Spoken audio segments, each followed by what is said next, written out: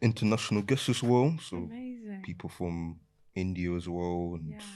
America have some of them have reached out to us, and Yeah. they, it kind of made me realize, well, this is actually going to the world. Yeah. You Yeah. know, These conversations, like, grief is such a universal concept, isn't it? It's like you can be from anywhere, but it's still touching on those same emotions, those same feelings. So Yeah, exactly, and that and that's really and that's universal. that's what I appreciate about it, because like I always say this because it was I don't say silver lining, but it was just, I guess, the bittersweet part is that I myself, I've met Ben and we've started this and we've met people along the way, and it's also just like not just people for the podcast, but we've built like relationships with these people we've come across, so I feel like that's been good. I mean, it doesn't take away, uh I guess it doesn't like help. I mean, it does help with the grief, but I guess it doesn't. fix the Yeah. It problem. doesn't. It doesn't. It doesn't necessarily fix it, but it's good that we're here, and yeah, welcome, man. Thank you Yep. for Yeah. coming on, Thank you. Henika. Thanks for inviting me. It's a pleasure. Like I was saying before, well, I don't know if Ben know, so Henika is actually one of the contributors for the Oh yeah, quick little promo. Letters from the Grief Club, which is a collective, how can I describe it? A collective book about grief. So there's been about 50 writers. 50 Yeah. writers. So you're one of 50 writers who contributed towards this book. And this has been I feel like a good project that Beth and obviously her team have put together, just to talk about loss from different perspectives. Because I know one thing I found interesting, there were different themes. So like I know my theme was masculinity and most mental health. So just kind of talking about how like grieving as a guy, the whole stereotypical, or you guys don't really show too much emotion. So I think it was good like writing about that and just sharing like my perspective on that. And yeah, and I think well, I guess you can more, I guess, not share what you've written, but share your theme Yeah. in the book. Yeah. My theme was around like how grief is stored in the body. So for me, kind of my tool that helped me to even acknowledge my grief was the yogic practice and different embodiment practices. So it was just sharing a little bit about that. And there's even some postures that you can kind of go to in the book. So it's kind of a bit practical as well. But they've got everything in that book, from like a knitting pattern, to yoga, to writing. So there's so many different outlets, which I really appreciate. And I mean, I've just started, I've not finished the book, but I've started reading it, and it really is like the book that I kind of wish that I had when I was, in those really early stages of grief. And even now, it's still the book that I wish I had, because I can still really relate to a lot of what is being said. Some of the things or some of the feelings, I guess, that I've had around grief are articulated in that book in a way that I haven't put words to it yet. So yeah, it's I'm really grateful to be a part of it, and of course I've met you through that. Yeah. So yeah, and just to know other people, going through it, and even these kind of letters, kind of talking back to a younger version of ourselves, are really, really powerful. Really powerful to have that perspective. Yeah, no, I think it's good, and I think even that it's interesting because that concept, I think, is a good concept, because when you I guess it's assuming that all those who have gone through grief, they went through grief quite early on, so they can actually, kind of do, I guess, look back and think, oh, how did I deal with it when I was that age compared to this age, and of course, everyone's grieves differently, and also like how, I guess, you sort of learn, as you I guess as you go through the journey, you might realize, oh, actually, this is, it's okay to actually not be over it, or it's okay to, if you feel like maybe initially when you were going through the grief in the early stages, and I don't, I'm saying you in particular, but just in general, someone might have been, always been felt guilty for going out because they felt, is it bad to go out because, like, does it mean I'm not over the person who I've lost? When you actually realize, actually, It doesn't mean that, because you can still go about your day to day, or do what you have, because do what you want, because the grief's not gonna go away. Grief doesn't. It's just there. You know, some days it's like, it's really there. Some days it's like, okay, no, it's not. It's maybe like dormant. Do you know what I mean? But it's still there. So I think that's there's many different things, you can kind of learn over the years, and I don't want this to kind of be a episode where we just talk about what you've written, but I know obviously your whole I guess that premise of your letter was, grieving when you were young, and you mentioned about how it affected your how it affected you physically. So just kind of talk about your loss, who you lost, and how did because you mentioned that there was some sort of numbness. How did grief affect you physically? And the reason I asked that, because when I said to you earlier, usually when you think of grief, you don't think that it's not a physical thing that where like you feel it, but maybe it would just definitely be more emotional, mentally. So like it's interesting to kind of maybe for you to shed light on how that how it affected you. So the reason why I'm kind of on this path and a lot of my work now is around grief is because at the age of 10, my best friend and cousin were killed. And then thereafter, that's kind of the grief that I focused on for a long time because it was like the most shocking. But, later on I realized that there was actually a period of 4 years where I come from a really tight-knit Indian family. And from 10 to 14, we lost my grandmother and my 2 uncles as well. So it was sort of 4 years of a lot of loss and not a lot of speaking about it, and also not a lot of understanding about it, especially at 10, where I thought, how does someone young die? Like that's so weird, and not really being able to articulate that. And so I didn't even talk to my friends about it because, at the age of 10 to 14, not a lot of people that I knew at that time had gone through grief, especially the kind of, the way that, my cousin had passed away. So I just didn't speak about it with anyone, with even my family, with my friends. I just sort of went around my life, knew something was a little bit off, but kind of got on, studied hard, did the whole uni, all that stuff. But I think what that meant by not talking about it was that it was all kind of stuffed inside. It got deeper and deeper and deeper and deeper. Repression, basically. And so when I got to, I guess, like my early 20s, I'd got to a place where, I'd basically moved, because it was too painful to look at what was in my heart, I moved into my head.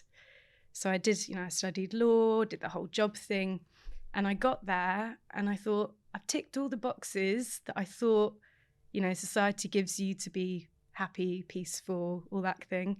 And I wasn't, and I was actually very numb. So my body felt numb, my emotions felt numb, and essentially what I was experiencing was a very deep depression, which came from a deep suppression of the grief that I hadn't processed. And that was a really, really scary place to be. And I realized at that time I hadn't sought help. I hadn't spoken to a therapist, I hadn't spoken to friends, I hadn't spoken to family. And I was like, nah, something needs to change, because that was a very, very dark place, And I think that, in hindsight now, I see, kind of not looking at my grief at the time felt like the easier thing to do to get me through the day to day. And that was the defense that I built to get me through those 10 years of school and stuff like that. But in the long term, that didn't really work out for me. So that kind of led me into this path of trying to bring my body back online, trying to bring my emotions back online. And I'm Indian, so, the yogic practice was in my culture and stuff like that, but it was kind of something my parents did, I was like in touch with it, but it was sort of something they did. And, I started to go to some classes, and then there were certain like breathing techniques or postures that I would come into, and I would just feel a release and I would just start crying. And I didn't even know that it was connected to my grief at that time, but I would feel a physical release in my body. And I was like, something was starting to come back up. And so that kind of built my curiosity, and I just kept following like body-based practices. For me, that came in the form of yoga, that came in the form of dance, but not choreographed dance, just like free movement expression. It came in the form of art, drawing, but I was now finding ways to express grief, but it still wasn't through speaking, right? So it was starting to make its way out in, there's a line in that book that says the death of someone birthed a career for me. So it birthed a creativity in me because there was some kind of expression that was needing to get out that was still still wasn't able to articulate it. And so I've kind of, that's what I do now. I share all the practices that have helped me to uplift that grief that it was just too painful for me to look at that time. And I now combine it with like therapeutic practices that, you uplift it from speaking, but then you have a safe place for it to land in the body, because grief really is a full body experience. It affects, in Ayurveda, which is the sister science of yoga, we look at where grief resides in the body, and it's very much around the lungs and around the heart space. And, if you look at every experience that we've had, it's usually tied into a breathing pattern. And, most of our breathing patterns are run by the unconscious. So a good way to kind of hack into some of the patterns that we're trying to look at is to go to the breath. So I have a very kind of body-based experience of kind of uplifting the grief. And then, things like actually seeking help, speaking to friends, going to therapy was kind of the other side of that. Yeah. So, it's been I'd say like 10 years of suppression and 10 years of really looking at it, That's interesting, because like I was saying before, usually, like, I know people can express grief in different ways, or can somehow look after their mental health in so many different ways, but you never really think that, let me not say you never, I never really thought that something like yoga would be, maybe, obviously I'm understanding now from you giving more context, but from just like just from someone who's like none the wiser, you would think, oh, how would this help someone, grieving? But obviously it's helped you, and it's been your way of expressing that grief, but even what you said earlier about, for a while you were just more or less getting on with things and not really taking time to focus, okay, how's this affecting me? And I think sometimes as well, like that's like the default, I don't want to say it's a cultural thing, but I feel like it's such a default thing to do. Like, I think for me, because I soon realized that actually, like, mourning, when someone passes, you mourn them. That's often, I used to think mourning and grief were the same, had the same duration. What I mean by that, in the sense that, okay, I know you mourn for like a little while, usually a couple of days when someone passes, and then, so by that time, when everything's done, and when I say everything's done, I mean by the funeral, you've buried the person, that's also when your grief is done, and then you move on, you go back to work, back to whatever it is you're doing. But then actually, it doesn't really work like that, because you realize this is something that you have to constantly keep on, like, checking in with. Okay, cool, how's grief making me feel today? And sometimes it's like you feel like you don't have, I don't know, I say like you don't have time, but you just feel like, actually, I've buried them now, so now it's just time to move on. But sometimes you got to be careful, because if you just bury your head in this, not in the sand, but you bury your head in other things and do things, after a while, somehow your not your mental or your body will tell you, like, you need to deal with this. Like, it's not something you can keep on suppressing. And don't get me wrong, everyone, I guess some people can maybe distract themselves.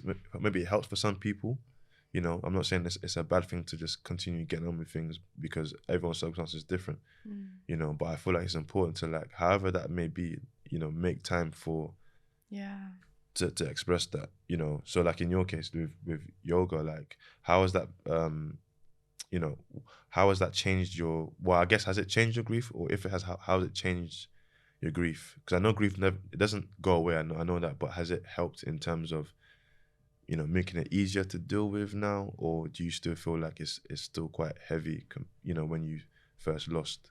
Yeah, no, it's helped so much. And I think because of, you know, a lot of years of repression, anytime I started to think about my grief, I would have a lot of body symptoms. So, you know, triggers that would make my heart race, you know, death anniversaries, things, you know, you like to do with that person. All of those things would actually set off a lot of bodily symptoms, you know, like panic states and stuff like that. And so the yogic practice really helped me to understand, like, how to regulate that, like how to self-soothe, how to remind myself that I'm still in my body, I'm still grounded, I'm still safe, I'm still here, you know. And you know, there's a really nice way of, like, understanding, I guess, the way that yoga works with emotion. So emotion is pretty much energy in motion, right? So yoga is working on the energetic system of the body. It's understanding where there are blockages. It's doing that through, like, the opening and the closing of the body and helping you to kind of get things through. So you might hit a point in a posture or a certain breathing technique that helps you to kind of uplift some of that blockage. And I guess what I'd also say is that, you know, there's this, I guess there's a knowing that yoga is something that happens on a yoga mat, but it's actually a whole philosophy, like it's actually a whole life path that can really help you to see and understand, like, and accept things the way that they are. So, and that kind of crosses then lineages with the tantric path. So they're kind of all sister paths. I was even going to ask about that, actually. Yeah, they're all sister paths. So I think yoga really helped me to first get in touch with the grief that was in my body. But it was the tantric path that helped me to go into a full, like, really going in and seeing, where does this hurt, and being with it. And I think that was something that I didn't find, for example, in therapy. I would, you know, speak about it, but then I was still sort of left with, like, all these, like, weird feelings in my body. And so it was the yogic path and it was the tantric path that helped me to remind myself I was safe, you know, those kind of panicky feelings that I was getting, it kind of restored those. And it wasn't even, you know, after the panic and the shock and all of that settled, it was then moving into things like, okay, today my grief is telling me I'm angry that this happened. And how do I deal with that? And then another day it goes through and today I'm feeling sad and I'm feeling numb. So what can I kind of go to my mat and work with then? So it's kind of like a tool for a lot of different states, and it's a tool for acceptance, which is something I didn't do for a long time, you know. Yeah, I think also we can. No, you should. No, I was gonna say, like, because you mentioned that, you know, when you're feeling, like when you said your grief's telling you to, okay, I'm feeling angry, but then I guess, like, yoga for the most part for you, that's what helps you express grief. But what I mean, is that the only thing? Or are there other times where you feel like you can't? How can I put it? Like, where you feel actually, I don't know if yoga's gonna help me with this particular, like, feeling today, or I don't know. Do you ever get, like, feel like that? Yeah, I mean, I like to say that you know, over the last 10 years, I've, like, collected a toolbox of things that can help me with my grief, right? So so the yogic practice is one of those tools. Okay. And there are lots of different other tools, you know. I've been in my own therapy, but also studying therapy for the last few years as well. There's art, there's dance, there's a lot of, like, the creative means of expression. Sometimes I don't want to speak to someone. Sometimes I just want to get it out on paper and write it and journal, you know. So I think it's good to have a toolbox for the different ways that grief shows up, because sometimes it doesn't take me to my yoga mat. Sometimes it takes me to a notepad and a pen, So it's about kind of creating these tools that resonated for me to help me cope with the day-to-day. Okay, that makes sense. Because I was thinking it was just like just the yoga and that primarily helps you through it. But I guess that makes sense because I guess you need to have, not that you need to, but I'm sure it would help to have different ways to as an outlet. Because normally I think in general we need outlets in general. I think it's important, even if you're not grieving, you just need something to channel something. And I feel like those things have helped me. I feel like having somewhat of a system in place, systems, outlets, is helped to kind of manage the grief because I feel like it will bug me to not have something that I can at least just withdraw from. And I think when I say that, it can't be just anything. It has to be at least something healthy. Do you know what I mean? Not anything that's gonna be detrimental. But I feel like not having that, it feels weird to me not having something that I can just like blow off some sort of steam or express my grief when I'm feeling type of way. Like, because I don't know how I would just feel. I would just feel like, I would just feel like weird. Like, I mean, do you have any like outlets? I'll probably say fitness. Health and fitness was one. It helped me with grief and managing certain things that happen. So, and also journaling as well. That helps me as well when I'm going through some challenges, and having a support system. So like family, friends, talking about things that are, like grief, and they do talk about some things to me, and obviously I know that they don't want to be open about it, but maybe they just come to me because they might want like an advice tip or some guidance. So I think having all those things in place is important. Because you can't really go through this alone. Like, you need people around you, because I've noticed having people around you is a more it feels a bit more fulfilling, and it just makes you feel that you're not alone in the journey. So those things are important. And I don't know about therapy. I'll probably say therapy, it did help, but it wasn't it didn't mean I was gonna get a quick fix just because I go to ask for help. I think therapy kind of made me look more to myself than probably the therapist. So I think everyone is different. So therapy will work for you. Some it might not work, but I'll probably say it helped me look to discover myself more, and then in the grieving process. So yeah, no, it's good. And I think, like, not that I know what grief was like, let's just say how people were grieving 20 years ago, but I always feel like there's always this narrative of like, grief wasn't really spoken about. It's not something that that I would say, how can I put it? I won't say it's not of interest, but yeah, it wasn't really spoken about. It wasn't as mainstream as Yeah, it is now. Yeah, and I feel like now, especially just seeing a lot of things online where you're amongst the community of people, you see so many different things how grief is expressed, and I think that's so good to have that now, because it's showing, like, for me, like, two things: that yes, you can express grief, and it doesn't have to be in a certain way. Like, there's so many creative ways you can do it. Like you said, journaling, yoga, like, and I think that's important for people to know that, because there's not like a one way you need to go and write. If you must do it this way in order to, everyone's going to be different, and I think that's what I appreciate about coming across people who have grieved, because like I realize everyone does things in their own way, like, and they bring people together through different mediums, like, I don't know, like as mentioned earlier with like grief case, which is run by Poppy. It's like a what did I say, workshop. It's like kind of like a meetup group for people, I think 18 to 30, I think. But she also does workshops where because she's like a illustrator, so she does a lot of workshops, and a lot of people can express grief through art. So all these different things, you know what I mean? I think like it helps. I mean, I'm not artistic. I'm not. I can't really draw to save my life.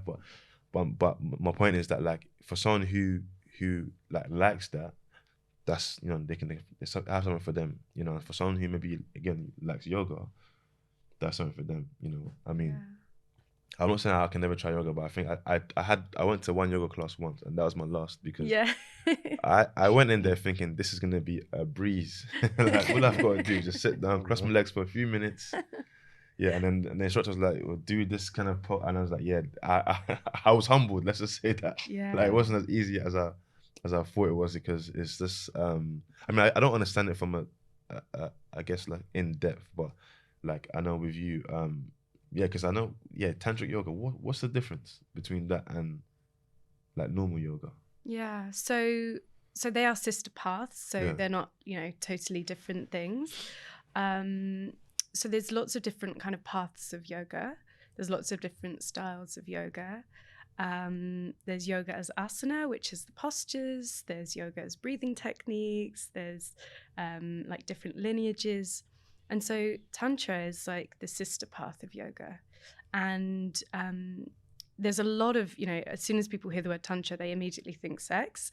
Do you know what? It's mad, because that word is like, I was going to say, I don't know, I've heard it in that context before, so I don't know, but obviously I was like, let me let you explain. It's a shame. It's really a shame, because it's just the one part that's been like cherry picked and then I guess commercialized in the West, but it is a very ancient and sacred But path. but tantric, what does that like? What is? So it means like tan comes from the Sanskrit word weave, and it's weaving together a lot of these practices, and it's a method for expansion, right? So it's a method for seeing things as they really are.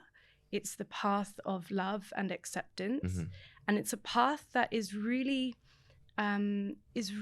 geared towards uplifting suppression, uplifting the things that we don't always look at.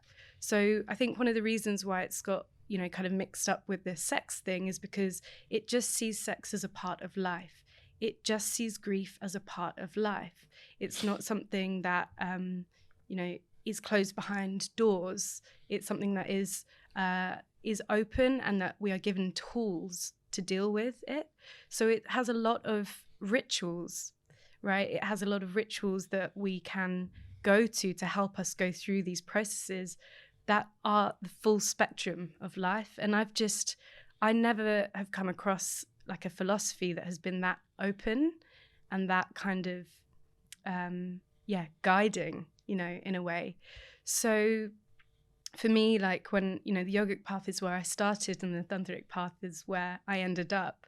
But I kind of, I went through that path, and they're very, very correlated. They're very correlated. And Tantra can be, for example, like yesterday I led a workshop it's a small group of people going through grief, and we were looking at anger. You know, anger is a part of the system of grief. And, you know, we started with some journaling and sharing, and that's with my colleague Rachel, who runs kind of the Ayurvedic side, another sister path. But in my kind of body-based practice, then once we'd kind of uplifted the anger and spoken about it, because it's something that I guess is like, you know, with anger comes guilt, it comes so many, you know, other forms, jealousy, like why did they have a dad and I don't, you know, why do they get to have this experience and I don't, could I have done anything differently, you know, all of these things that kind of shape themselves around frustration and anger. So what do you do? That's a huge, I mean, how does anger feel to you? Anyone who's listening or you hear is, for me, it's like a fire, I feel, right? It's an element in the body, it's fire.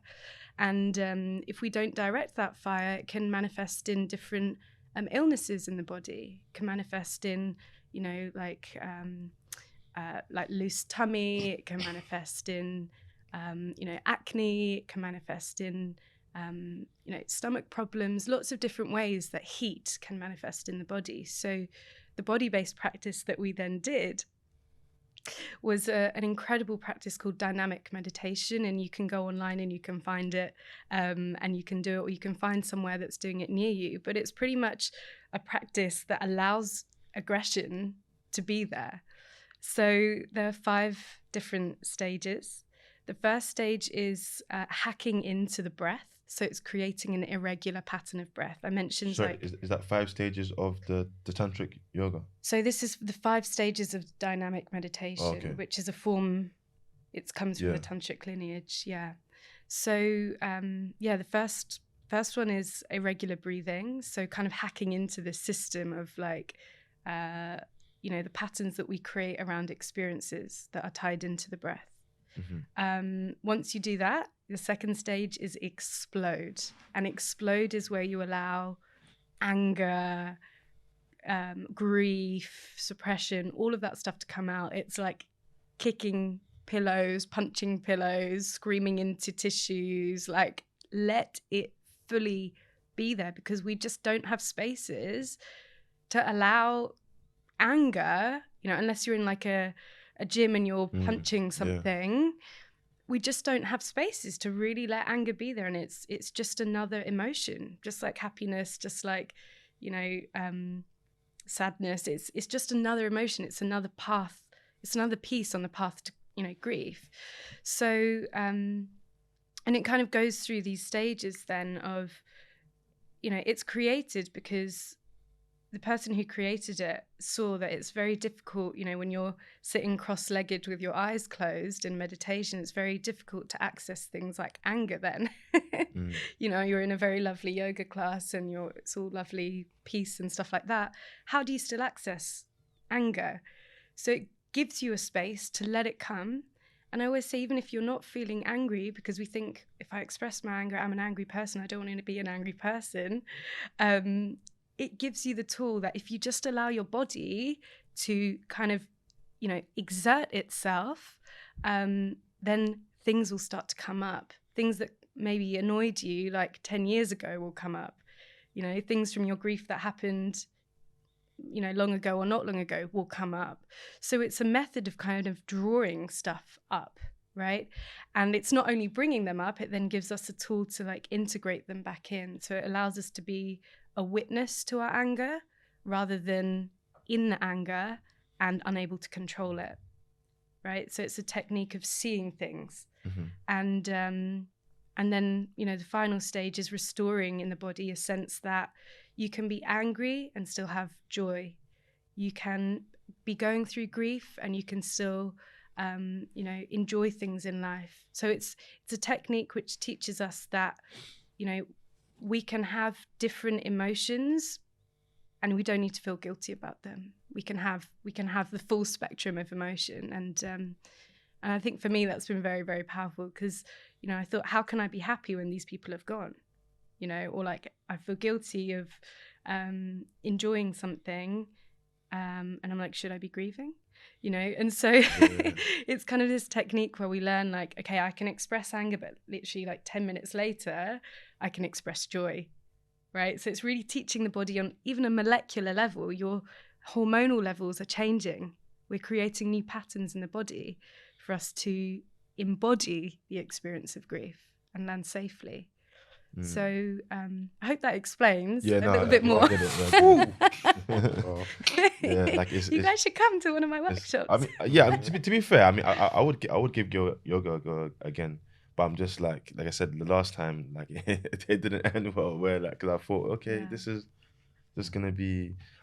What I think of yoga, I know it's always supposed to be something that's like peaceful, and just a way to I guess not necessarily for.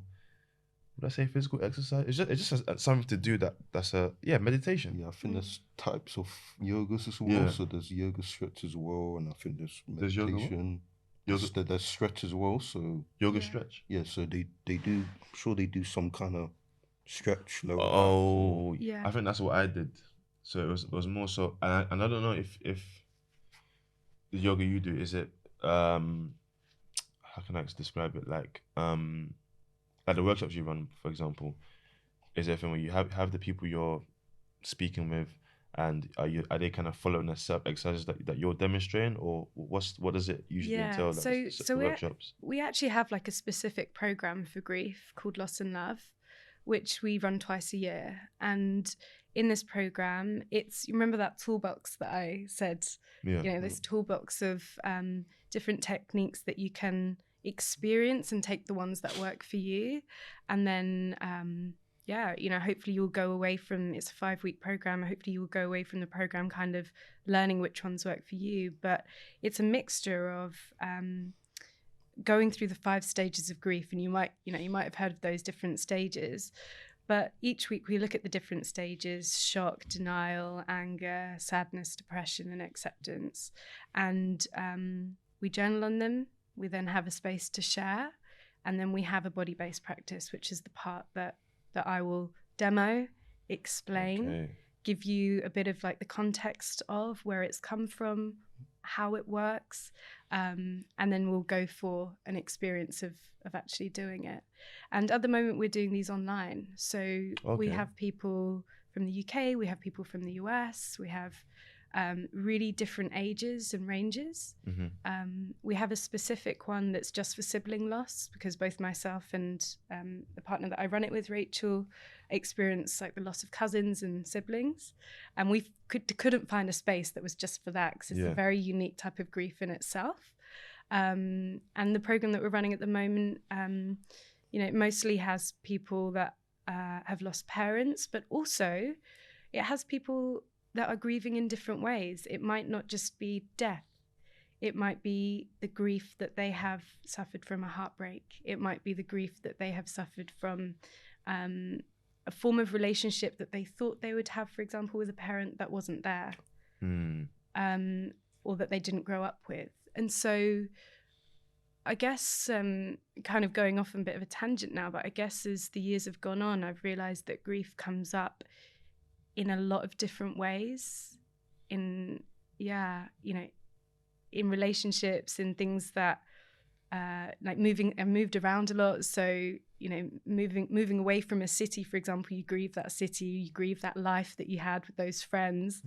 In quitting a job, or just change creates grief, and it kind of gives us another opportunity to look at, the grief that maybe if you had as a young child, like as I did, or if you had at a different point in your life. I think any grief that we have later allows us this chance to look at it again. Like, what is loss? How do I feel about this loss? It gives us this chance to revisit it. Yeah. So, I actually watched the film. You remember Bad Boys? Yeah. And remember the part when Martin Lewis says "Woosa." Yeah. I actually used to thought that was younger for some reason. Like it just brought some random thought. Yeah. No, I'm glad you're having this conversation, because it's there's yoga's really, really, I guess it's just, people see it as just one thing. It's just like moving, and it's being on a mat and being in a studio, but it's so much more. Yeah, it's so much more. I mean, that was kind of like my perception, but of course, like, like with most things, when you find out actually it's not just that, you're like, okay, it's a bit more. And sometimes with things you don't understand, you're like, oh well, this is a breeze. But I guess I haven't actually given myself, maybe I will come. I don't know how. So it's not in person, the workshops? At the moment we're running an online space, and we do it twice a year. So it's for 5 weeks that we run it. So we actually go through the different stages together, and again, just kind of create space, just like you guys are creating here, to speak about grief, to really go into these things that maybe we can't even go into with our friends or family. And just to allow it to be there, like to validate the experience of grief without, we're not there to give advice. We're not there to solve the problem. We're just there to create a space and give tools for you to feel what's right for you, and for you to be with a group of people that are experiencing loss, which really are few and far between, Like even just when, I know, again, I appreciate you kind of explaining, how you got to start, yoga. But was it when you initially started? Was it hard trying to find people who were also grieving, or was that quite easier? Was it quite easy? No, so hard, so difficult to find spaces. And I think let's say 20 years ago, when I had my initial, like the 4 years of grief, there wasn't social media. Yeah. There weren't podcasts. There was like newspapers and magazines. And I mean, the newspapers and magazines that, I would read at 10 to 14 weren't really talking about grief. So it was really tough to find a space like that. And I think, with this opening up of, spaces like Instagram, spaces like Spotify, where we can actually even listen into conversations about it, it's become a lot easier to find other people who are going through the same process. And, there might be someone else that's grieving, but that might not be ready to talk about it that you know of in your own life. But usually, for example, with Let's Talk About Loss, those are people who are ready to have the conversations. So that was really powerful for me, finding that community. Yeah. Really, really powerful. Yeah, no, because the reason I asked, because I can imagine, because it's such a, like, grief is such a, like, I know now it is quite, I guess, common, because, we had the pandemic. Yeah. So people have experienced grief on like, we've experienced grief on the, like, say, like a big scale. Yeah. And it must be even more niche because, yoga and grief, when you think of that, you might not think, how did the two gel? So, like, that's why I asked, because I don't know if it was hard finding people who were actually into yoga and also grieving. You know what I mean? So I guess, but it's beautiful to know, because even with us, that's the same kind of, not predicament, but the same thought. Oh, how are we gonna find people who are grieving? And it's like, without even realizing it, 2 years on, it's just, okay, we just somehow, I won't say it's easy, but we just somehow we're doing it, we're finding it, even though it's so niche and it's so, like, but I think it's important to, not saying us solely, but as collectively, to keep having these spaces, because essentially people will benefit from it. You know what I mean? And there's many different mediums you can have, like you said before, yoga, podcasting, reading. So, like, now people are actually, so it's now what we're doing collectively is now making grief a bit more normal, which that sounds weird to say, but when I mean normal, I mean more so like, for example, because think about it, if you need help on, I don't know, maybe this is a bad example, so don't like take it for gospel, but if you need help on how to assemble something, you can find information on there. If you need help on how to maybe, I don't know if it's a bad example, or how to, like, put a tie on. Yeah, put a tie on, whatever it may be. There's something there out there to help you, a guide or of some sort. Whereas with grief, I know obviously every grief is different, but it's still good to have something there that can make you maybe understand, okay, you're not alone in this, and what you're feeling. Or, for example, I feel guilty for doing this. You might have come across some sort of I don't know, some sort of a book that says, you know what, I know I went out 2 weeks after my mum passed and didn't feel no guilt, and you're thinking, okay, someone who I can relate to that, because I don't have to feel guilty anymore. So there's so good to have something there, like the book can be something that's there for those who want to gain perspective. And I guess with grief, it's not it's not something that is, I can say, because I'm talking about grief, my way is the right way. No, but it's just something there. If you want to like, take it in, that's cool. If you don't want to take that, it's also cool. Do you know what I mean? But it's good to have something there, because grief is, we're all gonna experience grief. Like different times, and that's, you know what I mean. We don't know when we experience it, but if there's something there for ourselves, but also for people who are yet to experience it, or they're going through it, at least there's some sort of resource. I think that's the main thing. I feel, that's important to keep pushing. So it's good what you're doing, because again, there's always something for everyone. I think there's no, I've definitely gone onto Google and written how to grieve, or when my body was very numb and my emotions were numb, how to cure numbness. You think Google's got all of the answers, but it really doesn't, because like you said, grief is as unique as your fingerprint, and only you will be going through those different cycles at different stages. But there are tools for all those different stages. There are spaces, there are conversations. And although grief is not a normal conversation, death is the most normal thing that we all go through. It's the one thing that actually unites humanity, you know. And even though the conversations aren't there, it's like, but it's something that we all experience. And so I really love like taking it out of the taboo now, you know, and that's what you guys are really doing and creating the space for. Like, we really need to speak about this, guys, because it's something that we're all going through at some point, at some level, or will go through at some point or some level. And it's nice people can listen back retrospectively, you know, to your podcast, because it could come up in 10 years, could come up in 5 years, could come up tomorrow. Yeah. So your work is, you know, it's going to be here for a long time, and people are going to hopefully come back and listen to it. I mean, I pray so. I mean, one thing I've appreciated is, you know, of course, the conversation has always been the same in the sense where it is about grief, but there's been so many different perspectives. Yeah. You know, I don't think we haven't had on anyone, you know, has come to share sort of on grief and yoga. You know, it's been so many different things. So I think that's one thing, you know, I definitely appreciate about us having this space, because the creativity or the conversations there's no limits, you know.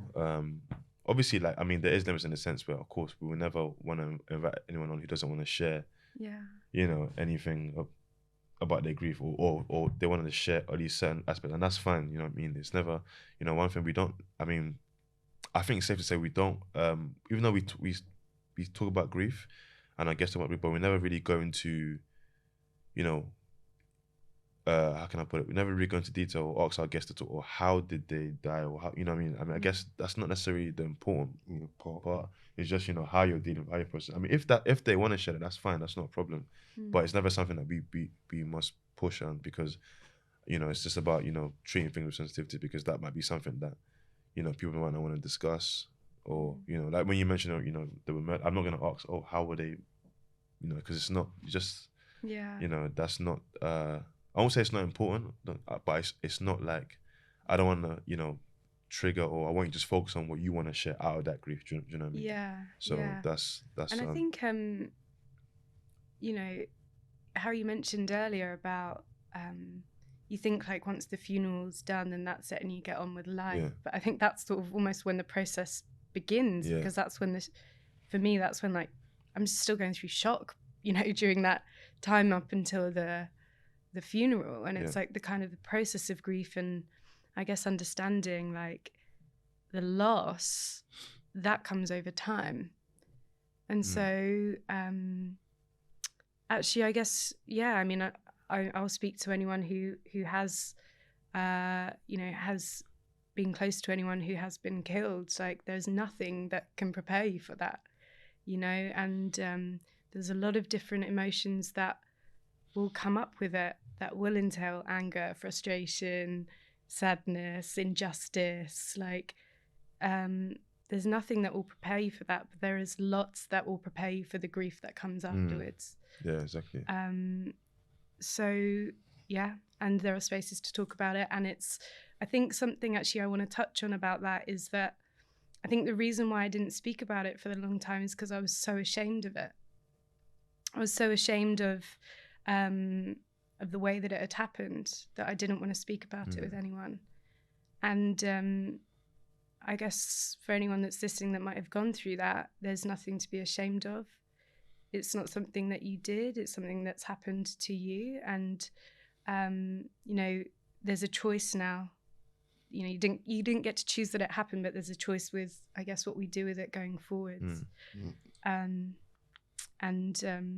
That's a choice for you to make, but it's nothing to be ashamed of. So that's very. I think that's very important. You know. Also, no, I definitely agree with the point. Yeah.